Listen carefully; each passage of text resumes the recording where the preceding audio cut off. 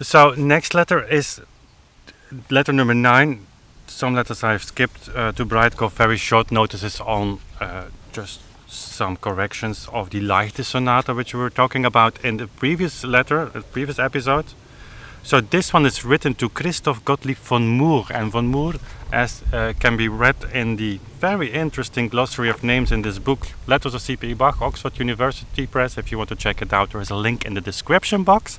So this Gottlieb von Murr obviously was an historian and customs official in Nuremberg, who assembled an impressive library including Bach family works. So in this letter he is discussing of C.P.E.Bach. Emanuel is talking with him about some works, and it's interesting to know how this went, and also about, of course, his father Bach. So if people say Father Bach was only rediscovered by Mendelssohn, that's a 19th century story. Of course, Mendelssohn scaled the attention to Bach in a way that he only could do that. But in smaller circles, Father Bach was not forgotten. So the letter is not complete, and I will read where it starts, obviously. You cannot invent the part that has been lost. Wish I could. So, I possesses 60 realized chorales composed by and written in the hand of my late father, none of which is among those that Birnstiel is printing. So Birnstiel, I didn't know, was working on an edition of Bach's chorales, which appeared in 1765 and 1769. And so, because that information is available, places this letter in that period. And then Sukula, which is actually the German edition, the standard edition for the letters of C.P.E.Bach, asserts that the letter to Murr must have been written before the appearance of the first volume of chorales on 11 May of 1765. So that's an 18th century edition of work by J.S.Bach. Interesting. These 60 chorales are actually set manualiter and pedaliter. So he's probably, as I read in the footnote, talking about the Orgelbüchlein for the organ, although they can be played just as well on the clavier. Interesting remark by C.P.E.Bach, by Emanuel, so that there was a practice to play them probably on clavichord or any keyboard instrument we actually don't know, but obviously not on an organ. They are all notated on 2 systems or 2 rows of lines. Most of them are only briefly realized in that the cantus firmus is conveyed straight through in one of the parts. Between the phrases in the cantus firmus, short pauses occur occasionally, during which the remaining parts continue. So it's describing how these works look like.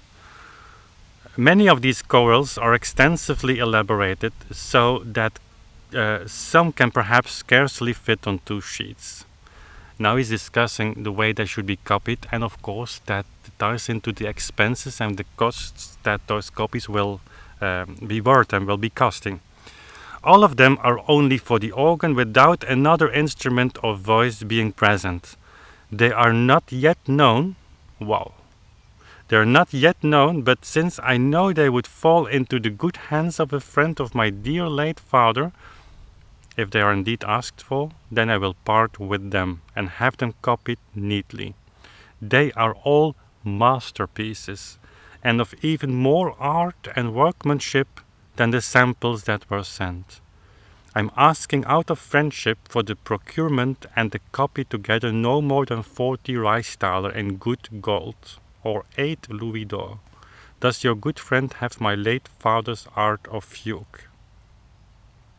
Your Bach. So he's referring to the art of fugue, which Emanuel was really trying to sell. He had the copper plates of that, which he sold later because nobody wanted them. And after he made a printed edition for the original ones, and that was actually an economical disaster because nobody early 50s would buy a work that's called the art of fugue, which was by that time really not fashionable. People were not looking for that. So Emanuel was kind of frustrated and eventually sold that. Basically what was a pile of copper so had a kind of basic value, and he was taken hard on that in the 19th century as someone who didn't understood his father's legacy and importance. But that's obviously not the case, and we will see and read a lot more letters where that is really apparent, that Emanuel Bach was maybe the biggest fan of the works of his father and did a lot of effort to make sure that that work survived and got into the hands of next generations. So that's for another letter. Other letters, as we are continuing this letter series, is they're filling up these videos, the gaps into the between the regular videos 3 or 4 times a week at 5 p.m. Stay tuned for that. Hit that bell icon after you hit the subscribe button, and then we'll see each other very soon again. Bye.